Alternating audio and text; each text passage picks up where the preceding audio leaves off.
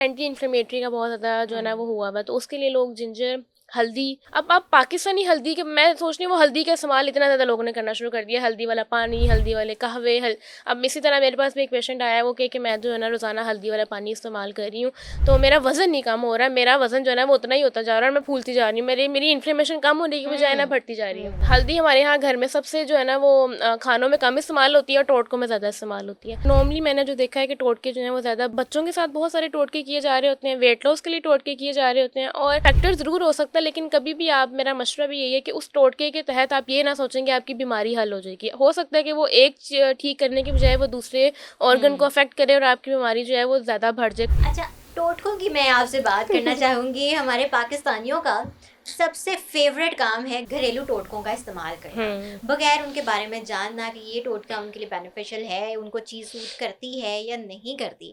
आपके पास भी डेफिनेटली बहुत सारे ऐसे केसेस होंगे जो घरेलू टोटकों के बाद आपके पास आते होंगे और बहुत सारी बीमारियों को अपने साथ लाते होंगे। बिल्कुल। तो आप भी थोड़ा सा हमसे शेयर करें कि ऐसा कौन सा टोटका जो आपने सुना और आपने उसके बाद हैरानगी का इजहार किया हो कि ये कौन सा टोटका इस्तेमाल कर लिया आपने? मतलब एक नहीं है, मैं कहूँगी बहुत सारे टोटके हैं, बहुत सारे। मैं तो जब पेशेंट देख रही होती हूँ, मैं ज़्यादा हैरान हो रही होती हूँ कि इनके पास कौन-सा गूगल है जो इनको ऐसे-ऐसे टोटके बता रहा होता है और वो हमें नहीं बता रहा होता। तो मैं इस चीज़ में बड़ा परेशान भी हूँ और मैं कहती होती हूँ कि कम से कम आप कुछ भी फ़ॉलो करने से बजाय, कुछ भी देखने के बजाय, कुछ भी मानने के बजाय उसके बारे में थोड़ी रिसर्च करें कि हुँ। वो चीज़ आपके लिए सूट करती है या नहीं करती है। अब आजकल थोड़ा-सा हमारे यहाँ मार्केट में एंटी इन्फ्लेमेटरी का बहुत ज़्यादा जो है ना वो हुआ हुआ है, तो उसके लिए लोग जिंजर, हल्दी, अब आप पाकिस्तानी हल्दी के, मैं सोच रही हूँ वो हल्दी का इस्तेमाल इतना ज़्यादा लोगों ने करना शुरू कर दिया, हल्दी वाला पानी, हल्दी वाले कहवे अब इसी तरह मेरे पास भी एक पेशेंट आया है, वो कहे कि मैं जो है ना रोज़ाना हल्दी वाला पानी इस्तेमाल कर रही हूँ, तो मेरा वज़न नहीं कम हो रहा है, मेरा वज़न जो है ना वो उतना ही होता जा रहा है और मैं फूलती जा रही हूँ, मेरी इन्फ्लेमेशन कम होने की बजाय ना बढ़ती जा रही है। तो मैंने कहा क्यों पी रही हैं आप हल्दी का पानी? उन्होंने कहा मैंने इस तरह एक इन्फ्लुएंसर को देखा था और उसने बताया और उसने इस तरह किया, तो मैंने कहा आप ये देखें कि उनको आर्थराइटिस था, उनको और भी काफ़ी डिज़ीज़ वाले इश्यूज़ भी थे, वो कोई एजिड भी थी। मैंने कहा आप ये देखें कि आपका एज फैक्टर कितना ज़्यादा है और आप इस तरह के रिस्क ले रही हैं, तो वो कितने ज़्यादा जो है वो आपके लिए सेहत के लिए नुकसानदेह हो सकते हैं। हल्दी की बात करें ना, हल्दी बहुत सारे टोटकों में इस्तेमाल होती है। हल्दी हमारे यहाँ घर में सबसे जो है ना वो खानों में कम इस्तेमाल होती है और टोटकों में ज़्यादा इस्तेमाल होती है। तो आप ये देखें कि आप हल्दी इस्तेमाल कौन-सी कर रहे हैं। जो हमारे यहाँ घरेलू हल्दी होती है वो तो किसी फ़ायदे की नहीं है, ठीक है? वो तो किसी चीज़ को आपको कोई भी फ़ायदा ही नहीं देगी, ठीक है? आप एक नेचुरल, अगर आप ऑर्गेनिक हल्दी का इस्तेमाल करें, वो एक बड़ी स्पेशल जगह से मिलती है, आपको प्रॉपर मंगवानी पड़ती है, वो फिर हल्दी आती है। हाँ, उसका इस्तेमाल करेंगे तो आपके लिए फ़ायदेमंद है।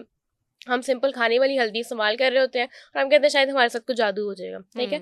तो इस तरह के टोटके आपको अवॉइड करने चाहिए। और नॉर्मली मैंने जो देखा है कि टोटके जो हैं वो ज़्यादा बच्चों के साथ बहुत सारे टोटके किए जा रहे होते हैं, वेट लॉस के लिए टोटके किए जा रहे होते हैं, और घर बैठे वो जो लोग चाहते हैं कि हमारी डिज़ीज़ जो है वो ठीक हो जाए, और जो ओल्डर एडल्ट्स होते हैं वो भी बहुत कहवे पी रहे होते हैं कि राइट। शायद हमारी इन्फ्लेमेशन, हमारी शुगर, हमारी बीपी, हमारा कोलेस्ट्रॉल जो है वो इस तरह हल हो जाए।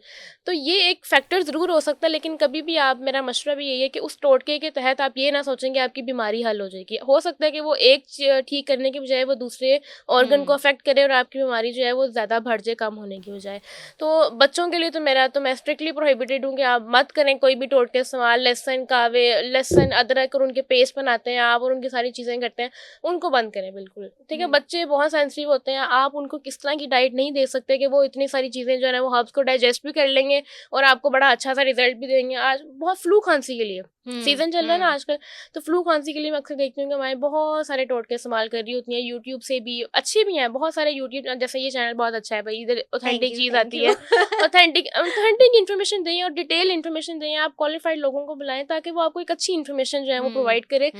ना कि आधी आधी इन्फॉर्मेशन देना वो ज़्यादा नुकसानदेह होती है, वो बिल्कुल, आप तरीका नहीं बिल्कुल, बताते अच्छे बिल्कुल। तरीके से, वो फिर लोग इस्तेमाल करते हैं, उनके बड़े ज़्यादा साइड इफेक्ट्स होते हैं, तो इसमें ज़रा एहतियात करनी चाहिए राइट। आपको।